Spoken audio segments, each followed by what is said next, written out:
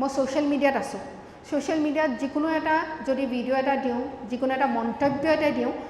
বিভিন্নজনৰ বিভিন্ন ধৰণৰ চিন্তাধাৰা থাকে তাত কিছুমানে ভাল পায় কিছুমানে বেয়া পায় তাৰ পৰা সঁচাকৈ মই কোনটো বস্তু দিব লাগে ল'ব লাগে প্ৰয়োজন আছে আৰু কোনটো বস্তু অদৰকাৰী যেনেকৈ মই ৰিচেণ্টলি কালি এটা মই ভিডিঅ' দিলোঁ আমাৰ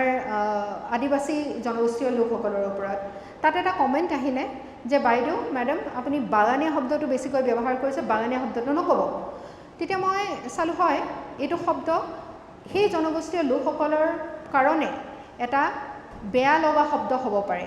আগলৈ মই সেইটো কথাৰ প্ৰতি সেইটো কথা মই চিন্তা কৰা উচিত যিহেতু মই সামাজিকভাৱে কথা বতৰা কৈ আছোঁ তাৰ পৰা মই এটা কথা পজিটিভলি লোৱাটো উচিত তাত যিহেতু কমেণ্টটো অকণ বেয়াকৈ আহিছে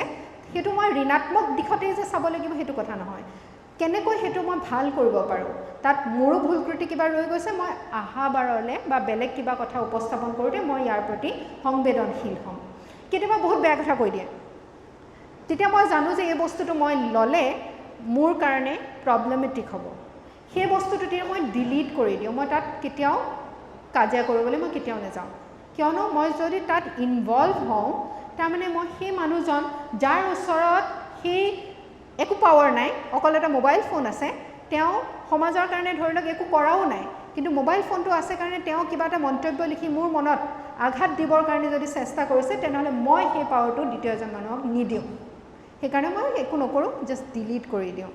কমেণ্টবিলাক চ' সেই বস্তুবিলাক আমি কেনেকৈ লওঁ প্ৰত্যেকটো বস্তু যে বেয়াকৈ ল'ব লাগিব সেইটো কথা নাই কিবা এটা তাৰ লেচনো থাকিব পাৰে কেতিয়াবা কোনোবাই বেয়াকৈ ক'লেও তাৰ ভিতৰত কিবা এটা লেচন থাকিব পাৰে কোনোবাই কিবা এটা ভালকৈ তেল মাৰি কৰা কথা এটাতো যে তাত বেয়া কাৰোবাৰ আল্টেৰিয়াৰ মটিভ লুকাই থাকিব পাৰে সেই বস্তুটো আমি ভাবি চোৱাটো উচিত আৰু মই ভাবোঁ যে আমাৰ জীৱন